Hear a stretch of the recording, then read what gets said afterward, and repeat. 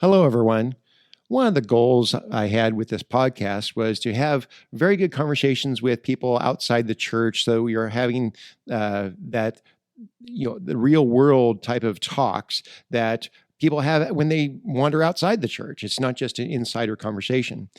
But part of that is the necessity to talk about some of the quirks and things that occur when religion are the habits and attitudes and communal practices that we have in our relationship to God. When religion is executed badly, what are some of the fallout from that? And I wanted to have those conversations with someone with whom I could have it in a perhaps humorous, in a non-jaded way, but speaking frankly about some of the things that occur when it doesn't go quite the way it should. And I couldn't think of anyone better with whom to have that conversation than my own sister, Gaylene. Now, she lives pretty far away from me, and so we needed to use Zoom to have this conversation. But years ago, she had read a book called Cultish that dealt with the certain habits, the cultish habits that can be adopted sometimes just as a natural human quirk. They can be adopted sometimes even amongst pretty decent religious traditions that take on, but start descending into something that is just not helpful, or needs to be identified so that we can try to avoid some of those ways in which we as people can sometimes screw up a good thing. Anyway, Gaylene and I, we grew up in the same household. We have wonderful parents, and even with all that, with being able to be so thankful for our childhood and the family that we have, still had religious experiences that we can now joke about now, and still identify in some rather objective way. What are some of the habits that sometimes can filter their way into religious traditions, even decent ones, even good ones? That sometimes can be unhelpful overall with the way people need to relate to God. Anyway, so this is the first of those conversations. So join us as we explore this together.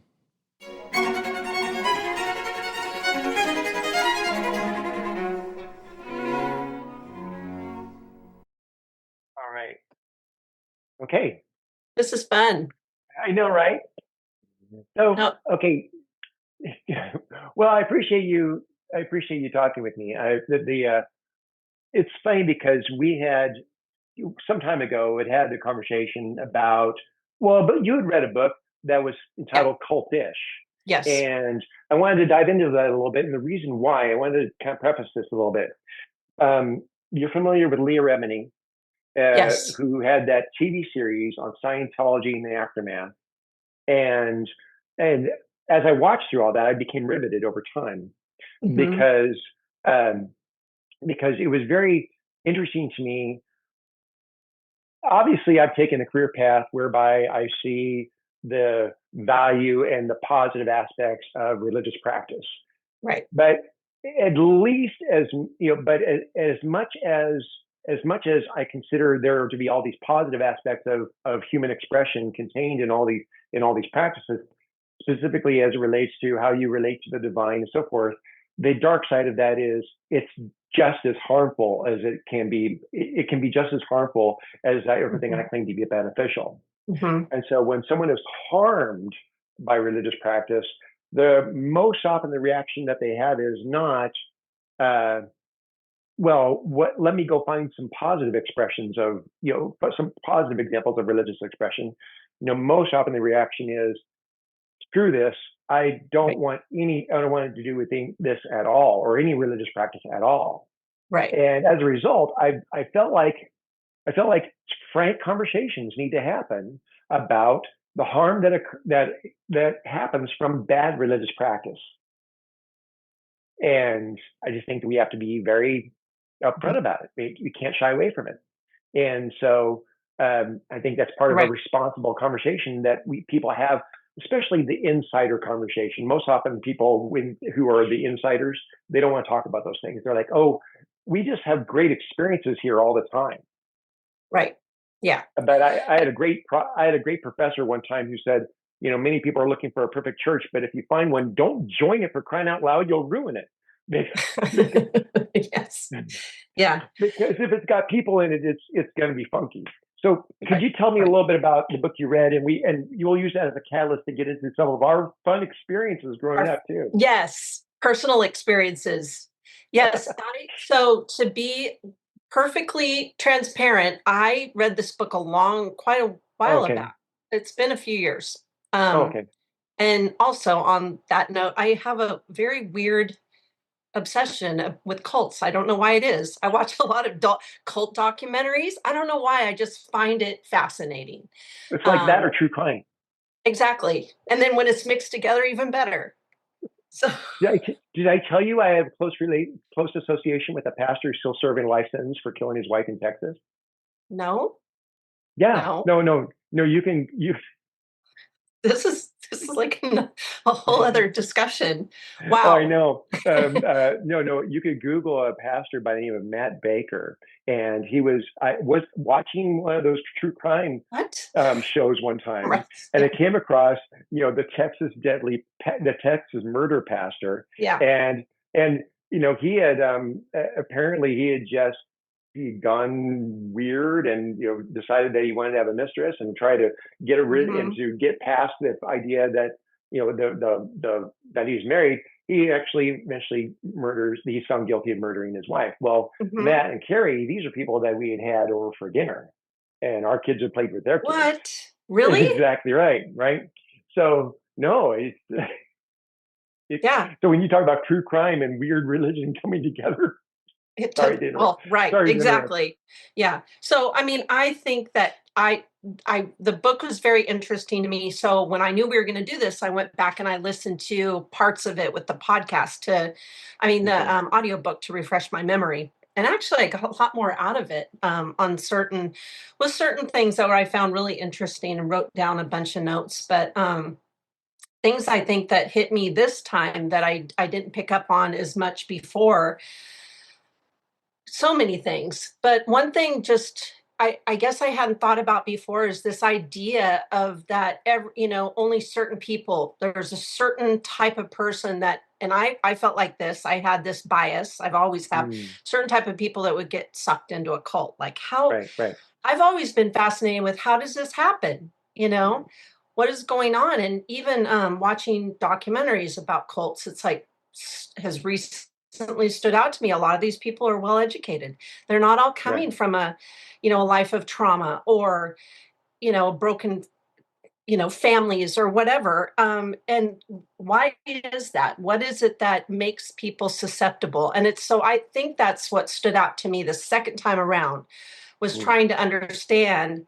And I took some notes on this. That one part that I did re-listen to was talking about oftentimes they found that it's people that are really actually hopeful, that kind of are generally good-natured people that kind of tend to be optimistic. And I was like, wow, that flies in the face of what most people think. I think, in terms of a cult, there must be something wrong with someone if they're susceptible to these crazy things that people are saying.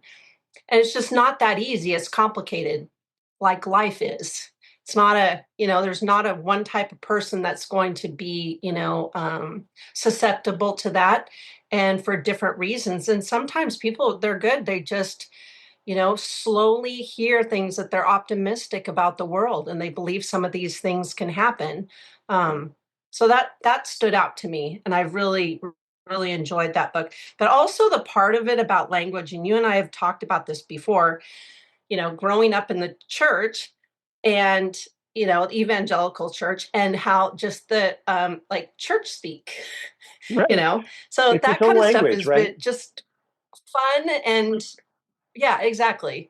And how it triggers. I mean, I feel very fortunate. I don't have a negative association. Right.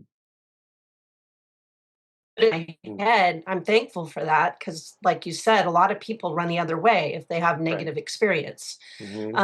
But some things I just look at and think it's just kind of funny, and it triggers memories of the time. People using certain I don't know if I want to. I don't want to offend anybody, so I won't get into some of the the little terms and stuff like that. But even she used those as examples, and I thought, oh my gosh, I remember that. I remember these things popping up, and from a certain time of life. And it's all well-meaning, but it is interesting, the whole language part. I'll give you a good example though, because obviously I'm very much in that arena where Yeah. The specific language and lexicon of this subculture is chock full of a lot of pregnant terms that people often refuse to define. So, like I was talking with someone the other day, and we talked about the term calling, and what does that mean when someone's calling? And we tend to use the word calling Oh, as yeah, though right. as though someone is somehow was grabbed off the street and shanghaied into Christian service in a manner that was completely divorced Right. from your personality, your upbringing, your proclivities, your internal constitution, and as though It and came to so you out of somehow nowhere. right, Yes. you're taking kicking and screaming. But there's a lot of really internal language that occurs there. I mean, anthropologists will oftentimes more readily separate people groups by language than through by any other rubric. And so within specific religious subcultures, you oftentimes can tell who you're talking to just because by how someone tells you, well, the Lord led me to XYZ, or I'm just following God, or the way in which they describe how they're just giving it over to Jesus, or you just kind of let go and let God. And there's certain catchphrases that you think, okay, that makes no feeling sense convicted. outside. Yeah. Exactly right. That makes no sense outside of your, very bounded small social space. And I mean, and I catch myself doing that too, because oftentimes I'm trying to talk with people, say out in the rest of the world, and I have to catch myself on that Christianese. Because now I might as well be talking an entirely different language, and now it's not happening at all. But it is a means of separation. When I can use the language and you can't, I've been able to establish myself as the insider, and you're the outsider. Right. And it's not intended that way, but it just is. It's like, I mean, and a very, very well-meaning, nothing in and of itself is, there's no ill intention, but I think that for some people, they can feel like I want to be a part of that. I want to be, and others may feel that more on that side where you said feeling separated and out of the club. Right. So, well, it's funny because you talk about how the psychology of someone, it's not necessarily the down and out person that's attracted to a cult. It could be someone who's very hopeful, rather optimistic. Yeah. And I wonder if it's someone who might actually have a positive view of humanity, and that gives them a greater, even greater satisfaction of belonging.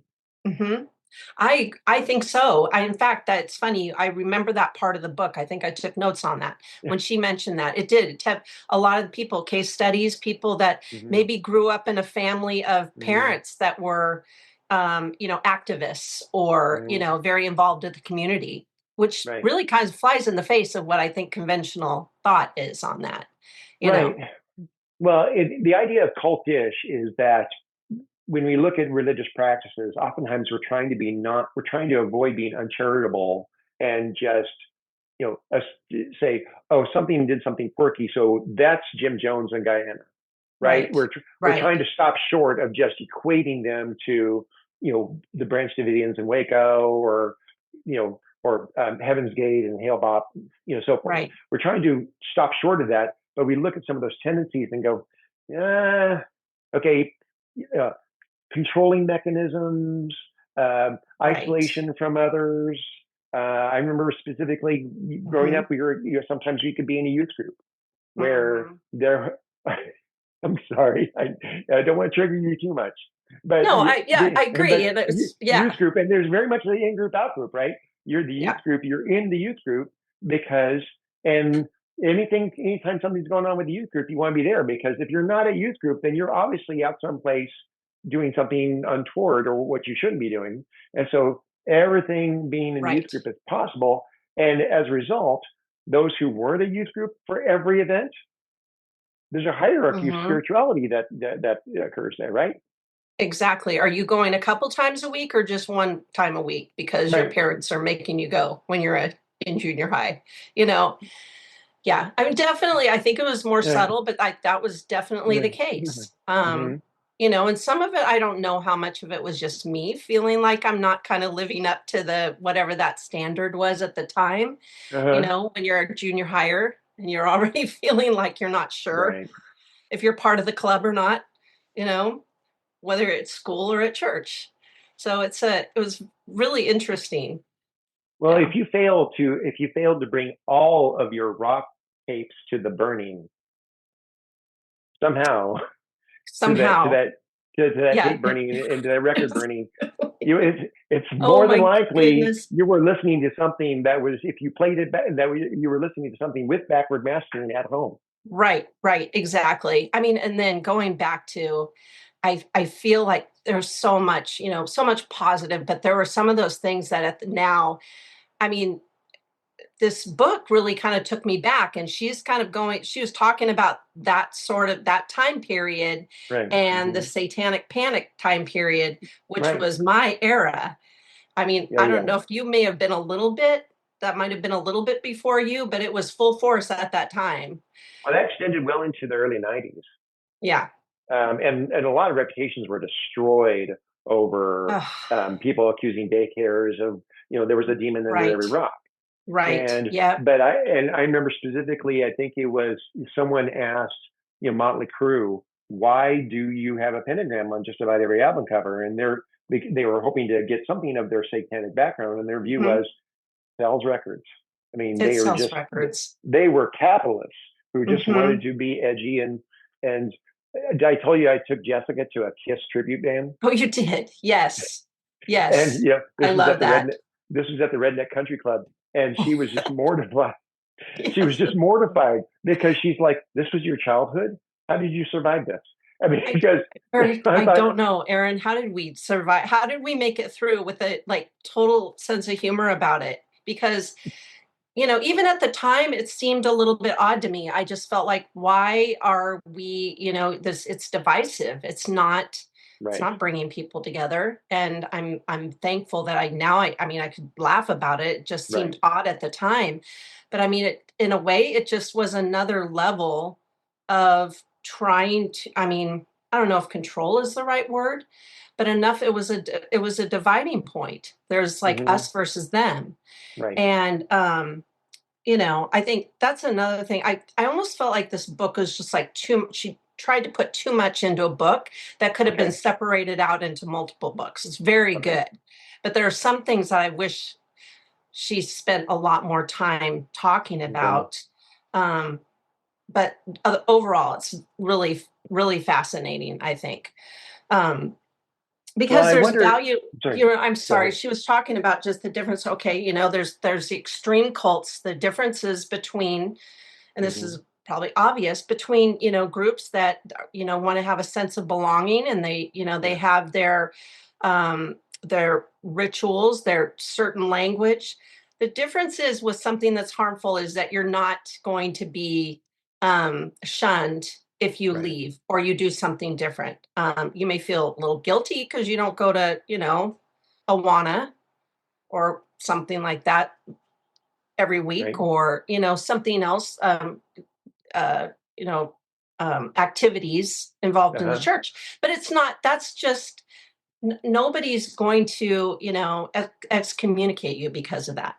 Right. So But those, but all subcultures stratify. yeah, And so there's really, it's just human nature. There's no way around it, where yeah, you're going to have an inner circle, and then you're going to have concentric circles out from there. hmm, And there's performative ways of being closer, of being more obviously part of the inner circle, hmm, and versus the mid range and those on the satellite. And yeah. um, those were their ways in which there are reward mechanisms for being closer to the inner, behavior wise closer to the inner, and One thing. there were consequences for being on the satellite. You just weren't part of that inner group. Mhm. I'm sorry. Go ahead. Right, exactly. One thing I Yeah. wanted to ask you about that really stood out to me. I'm sorry, I took notes on this, but Okay. um, she was talking about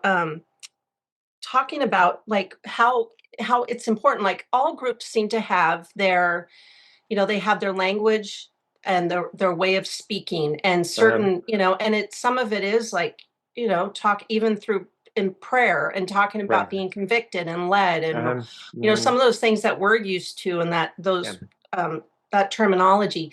But in a healthy kind of group or a community, it's turned on and off depending on where you're at. You touched on this earlier, and talking about certain things and you've touched on this before, like the sacred space, sacred places and sacred times when you might use, language that's an important part of our fabric and our faith. But then you step out the door or you go in other circumstances, you're not continuing to talk that way. Right. And I thought that was so interesting. But what can you touch on that and what you think about that? Well, absolutely. I mean, so case in point, Sunday morning, people gather for worship practices, sacred rites that all occur in this space.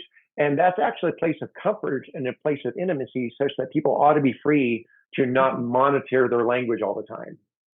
They ought to be able to just kind of speak freely with the lexicon of their faith without constantly having to interpret. I think that's your safe space, if you will. Right. But then you have that discipline of being bilingual, where you go, okay, this all makes sense here. Now I go outside and I'm just really wanting to not have that as a barrier to anyone I interact with outside. But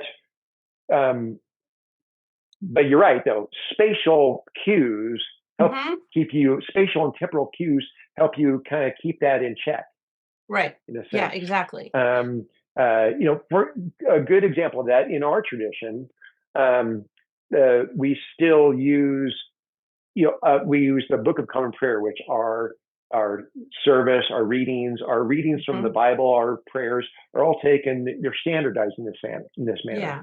Well, they almost all use the language of Elizabethan King James language. So the readings from the Bible, even the prayers, they have that consistent language in there because that constitutes kind of a reverent consistency. Right. Yeah. Yep. But that is the only time when you're going to have that. I mean, right? So you're not talking out like you're not going out on the street, man on the street and talking that way. Exactly right. Yes.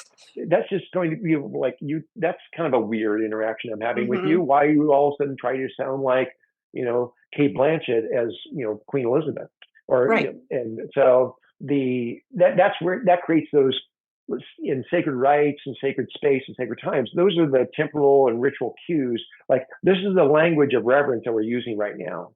But that's kind of creates the boundaries for that. So for some, that's a benefit to us because it's so radical. It's so on the reverence side that it makes it a little bit easier to shut it off when you step out the building. For others, the temptation might be more to take that religious language with them where they go because they didn't have that clear line of demarcation. But isn't that the value of the ritual? Is that it makes it special as opposed to just being every day. And I feel like that's, even kind of coming from where the evangelical church, this, certain way that you might speak, like the church speak and in prayers, more formalities. And, but then I remember there were some people that would just continue talking like that, kind of like pepper their conversation with those little buzzwords.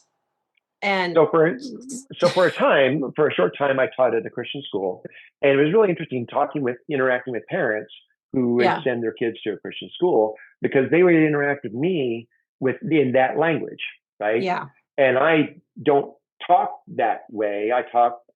I'm used to interacting with policemen, firefighters, anyone else on the street. And so I always felt just way less spiritual than them because I don't maintain that type of Christian speak outside of outside of the ritual, outside of that obvious ritual space. So but as we remember, it could be a little bit of a competition at times. I felt like oh gosh, have you Have you ever? Well, I was talking to someone the other day about if you've ever been in the spontaneous subculture of a prayer circle, Yes. and all of a sudden now you're holding hands, typically with someone you wouldn't touch otherwise, and you are going around in the circle, and each person is needing to up the ante as they go around the circle in terms of the language, the lofty language that they add. Mm-hmm. So by the time it comes around to you, you're like, oh my gosh, I can't. Where How do do I I compete go? with?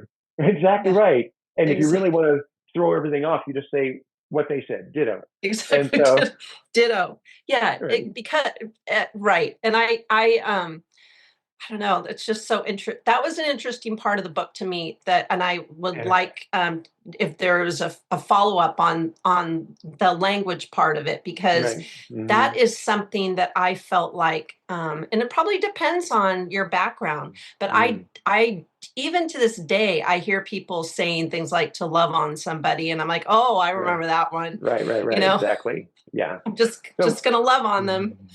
could I, could I shift gears just a little bit and Yeah. talk about the important place of fear Hmm. in kind of in religion that's kind of like taking on cultish tendencies. Yeah. There's fear. There's not Right. there's I mean, fear is used as a powerful agent in sharing the gospel. You could die tonight. You could be hit by a bus walking out of here. I mean, that's fear used. There's Right. fear of if your child is in youth group, they're probably in the back seat of a car up on Inspiration Point. If Yeah. you're if your child is if you're listening to rock music, you're probably already given a devil foothold. I mean, it kind of Right. tantamount to a Ouija board. And there was fear. There was apocalyptic fear too. Oh yeah. Yeah. And so there's that's why I like M. Night Shyamalan's The Village so well, Oh, because it's that was one a of the best. great film about fear and how Yeah. people reacted to that to just retreat Mm-hmm. into kind of that their own own communal safe space. And Yeah. just how are you willing to kind of go into some of our anecdotes about what we saw? I mean, I might even, Right. as I'm editing this, I may even edit in a clip of, that Mm-hmm. band with Napoleon Dynamite going, I wish we'd all been ready. Right. Exactly. That every now and then you send me that. It feels like you'll go a couple of years and then you'll send me that clip just as a reminder. It's I do. I have those memories, yes, of, and Yeah. I'm still, even now it's interesting to me, like why lean towards the side of fear. Mm-hmm. um Very and powerful motivator. it is a powerful motivator. I think that, for a lot of people it is. I remember going to a youth camp up at Lassen Pines, Yeah. Yep. and really what should have been just like fun kids going crazy having a great time, camp was it was a cry fest a lot of the time, because Mm. of just being, it was like being in middle school, Right. being constantly reminded about that you could, which is reality, but that you could Right. just be, you could die anytime. Right. And, where are you going to go? And I just, it was presented in a way that was just, it was just fear based, I think. And Yeah. to get people whipped up and then get a lot of people coming forward, it worked. It absolutely worked for, Right. and so I don't know. I mean, that stands out in my mind. It never really made sense to me. Yeah. Um, and then also just trying to, you and I joke around about the record burning kind of thing, and just feeling like thankfully I felt like we had good parents that gave us a lot of balance. I know Yeah. you've touched on this before, and Right. while mom and dad were incredibly faithful people and devoted, I think Uh, they're like they understood, reality and the real right. world. And you know, I felt like they provide a really good balance and support when I Donna Summer record. And she's like, you don't have to. It's fine. Well, It's yeah. Well, whatever it is. it's funny because I'm thinking about the legacy of mom and dad and the fact, and Mhm. I've reflected on the fact that we could say that we had such a wonderful experience because of our parents, in spite of that, in spite of some religious quirks that we've had to kind of like Yeah. talk through. But I would say that Yeah. I think that also just reflects the necessity of every family to kind Right. of look at how they're part of a religious tradition and say, yeah, Mhm. this works for our family, this does not. And so Right. that's true. I mean, shoot, that's true of just about every family I come across. I mean, I know Roman Catholic families. Heck, I Yeah. know even Jewish and Muslim families that vary in their. It, they weren't even in the Christian tradition that will vary and say these people dive into it so much that they don't ever stop and think about anything they encounter within that ritual space. They just Right. adopt it, whether or not it's healthy. And others Yeah. will say, no. We're part of the family responsibilities to take what's good and set aside the rest. Right. And Which I'm so seemed like we grateful had the for. I benefit of mean, that. we had the benefit of that, and 100%. They, there was an expectation with us. We Mm-hmm. had the foundation, which I'm internally grateful for that, the foundation, Mm-hmm.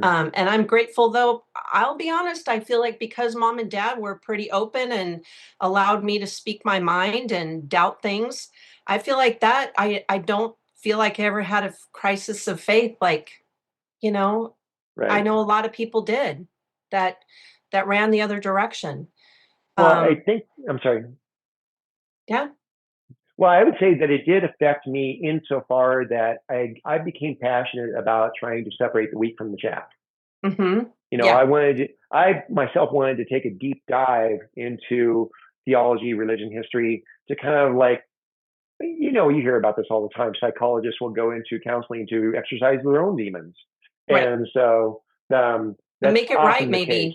maybe. Mm-hmm. Make it right. I think that's kind of a little bit of a different Right. turn than maybe I went. It's you were like, hey, it's not sitting well with me, Right. I want to make it right. I want to figure this out. Exactly. Yeah. So, just in the time we have left, I mean, right now, because of world events, we Mm-hmm. see even now, as I look on X and other online chats, I see kind of a resurrected, well, maybe it's never left, interest in people talking about apocalyptic things. Right. And Yeah. so this sense of filling people with fear as a means of just, you know, um, this apocalyptic fear of it could happen anytime. You don't know. Yeah. Mm-hmm. And it seems like there's a sense in which I thought that was eventually going to go away, but then it doesn't ever go away. Has it And always been the same, though, Aaron? I mean, that's what I'm well, wondering. Like, it certainly is an interesting American phenomenon, though, mm-hmm. especially over the last 70 years. Mm-hmm. I kind of did kind of a cursory trace of apocalyptic preaching and publishing over the last Right. 50 years, and it tends to kind of follow politics in a sense, Right. and A little intertwined. Yeah. they are intertwined. And so, particularly when um, what someone might call the Christian right, Mm-hmm. when an election goes the way in which they would like, all of a sudden now it's like, okay, the Lord might tarry for a time so that we can have a greater impact. But then Right. when the election doesn't go their way, all of a sudden now it's like, any day now the doctrine of imminency now kind of comes up again, like Mm-hmm. the imminent return of Christ.